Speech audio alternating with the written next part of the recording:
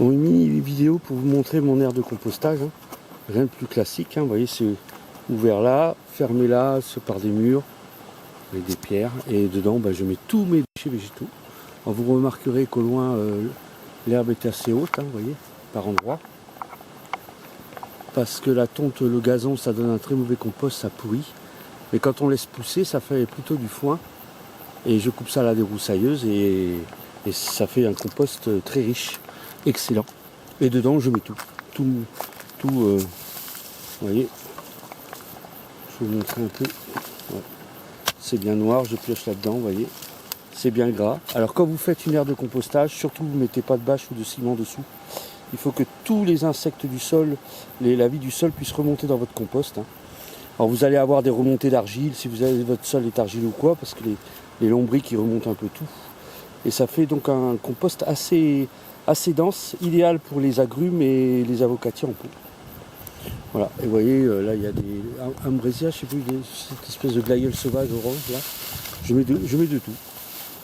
Je mets de tout dans le compost, je fais pas gaffe. Je mets très peu de cendre par contre, j'en mets un peu mais très peu parce que ça a tendance à désinfecter, c'est pas très bon pour le compost.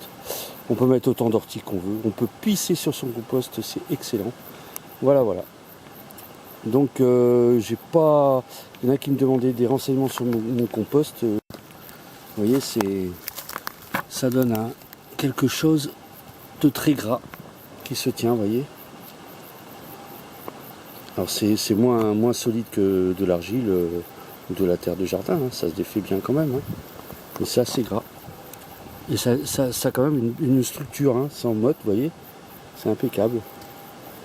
Et ça c'est très très riche. Là pour les avocatiers, regardez, petite collection d'avocatiers, tout ce qui pousse autour. Vous voyez qu'il n'y en a aucun, ça c'est que de l'avocatier de semis, il n'y en a aucun qui se ressemblent. Alors dedans il y en a qui vont claquer, hein. Il y en a qui ne sont pas contents. D'ailleurs on en voit un qui est en train de mourir. Ici là. Voilà. Je crois qu'il est mort même déjà. Alors des fois on voit des vidéos sur internet là, des gens qui essaient de sauver des avocatiers comme ça. Non, il faut les jeter. Il faut faire germer plusieurs noyaux. Voilà. Alors je vais vous montrer aussi, j'ai 2 petits bacs de compostage où là je mets les déchets de cuisine plus du foin. Parce que si vous mettez que du déchet de cuisine, vous n'aurez jamais assez de compost. Donc il faudra remplir avec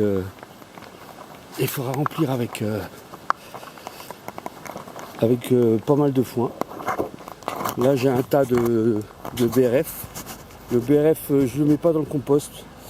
Je m'en sers de rempaillage ou pour les chemins dans le jardin potager.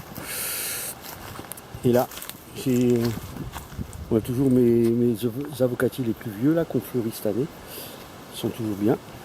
Et ici voilà, j'ai deux bacs à compost. Vous voyez dedans, je le remplis, je fais en sorte qu'il soit tout le temps plein. Il ne faut pas le laisser vide. Si vous l'installez neuf, vous le remplissez.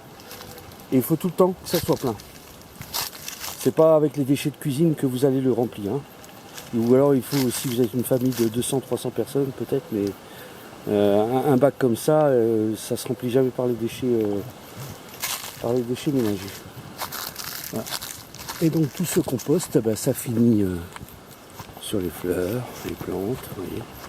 Hop. Et ça finit aussi au potager. Là j'ai un oranger Satsuma, un mandarinier Satsuma. Ça peut peut-être vous intéresser. Voilà, avec les petits fruits là.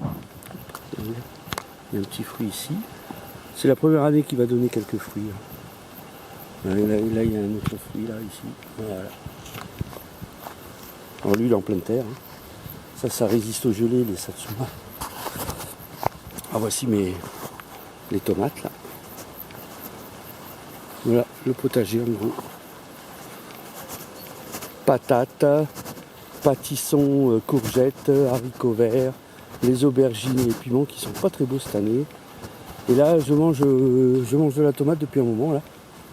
Je cueille régulièrement, vous voyez. Là ça mûrit, c'est de la Bloody Butcher. Elle mûrit comme une malade. Voilà. Et le compost termine ici. Et dans les pots surtout.